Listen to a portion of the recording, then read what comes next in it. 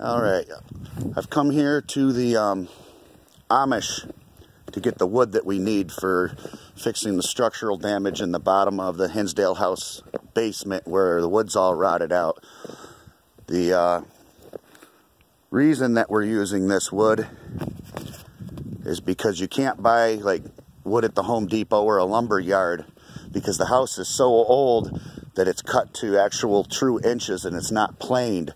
So if I was to use wood from, say, Home Depot or a lumber yard, nothing would match up.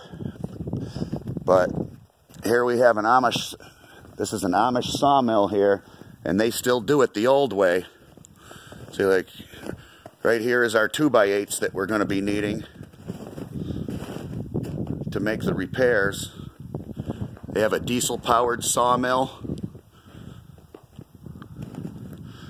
This is how they used to do it in the days when the house was built.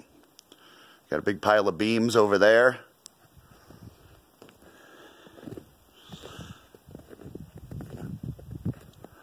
It's actually cheaper to buy the wood this way also.